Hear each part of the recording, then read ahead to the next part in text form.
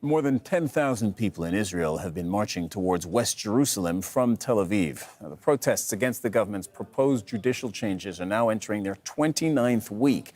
MPs are due to vote on Monday on a bill restricting the Supreme Court's powers to strike down government decisions.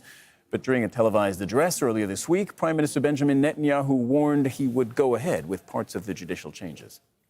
Oren Ziv is journalist and commentator at Plus 972 magazine. Oren, you're joining us from Tel Aviv. You were with the protesters, I believe, earlier today. Have you seen anything like this before in terms of mobilization, sizes of crowds as well? Thank you for having me. We've seen in the last 6 months mass protests across Israel, in Tel Aviv, Haifa, West Jerusalem, and other cities in sizes we haven't seen before. But this march, this mobilization to Jerusalem, to West Jerusalem, is a historical moment. On Tuesday, there was another strike day of protest against Netanyahu and his government and the changes they are planning. And at the end of this day, in the evening, 20 or 30 activists, the leaders of this protest movement from different groups, started to march independently to Jerusalem. And today is the 4th day, and every day more and more people are joining them spontaneously. They're marching on the highway, sleeping in a camping site on the side. They've asked people to bring them food and water and supply. And I've seen hundreds of cars passing by and helping them. And more Israelis are joining. And what we are hearing from these people I spoke today is the fear to lose what they see as the Israeli democracy. They fear if Netanyahu goes on with the first bill on Monday afternoon, the Israel they know will no longer exist. They are not getting impressed by the promises to change a bit the laws or to stop with this bill. So hold on, let me jump in here. Because this is the part that I want to make very clear, and we need to have a conversation about the substance of the law now, because protesters for weeks and weeks were protesting the judicial overhaul, the package of many measures that would have, according to critics, weakened the Supreme Court and the judiciary relative to the government.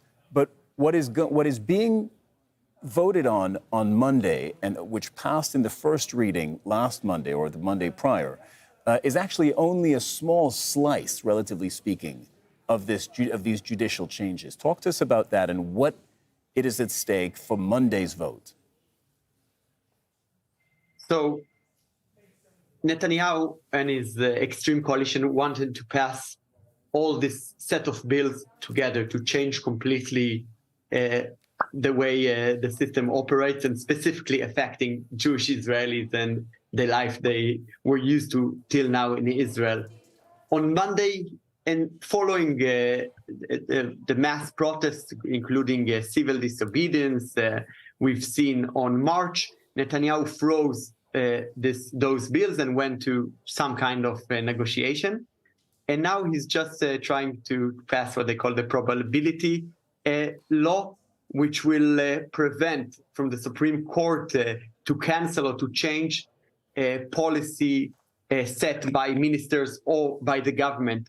But what we are hearing from the protesters on the ground, they say it doesn't matter if it's one bill or 10 bills or anything. We will not let Netanyahu do any change, because they know, and he said it, and his coalition partners said it before, they're doing it slowly because they understood that if they do it in one go, the protests and the resistance in Israel and abroad from the US will be too strong. So they're trying to pass it bit by bit. We've seen Minister Benjamin saying this is just the first course and we will continue after the summer break. So this is interesting then. The protesters, you're telling us, whether it's the whole judicial overhaul package or whether it is just one small isolated slice of it, the protesters are coming out on force no matter what. Exactly. They see it as their last chance to prevent these bills and other bills to pass. They're marching to the parliament. In their statement today, they mention Tahrir Square and the protests in Ukraine in 2005, saying we can siege the parliament, gather around it, and they're calling people not to come for 1 hour or two, but to come for days and days. So it's unclear if they will stay there, set tents only till Monday, till this specific bill will pass in parliament, or they're going to stay for weeks. All right, well, we're going to be watching this very closely. They're now into their 29th week of protests. Oren Ziv, thank you so much for joining us on the program today. Thank you so much.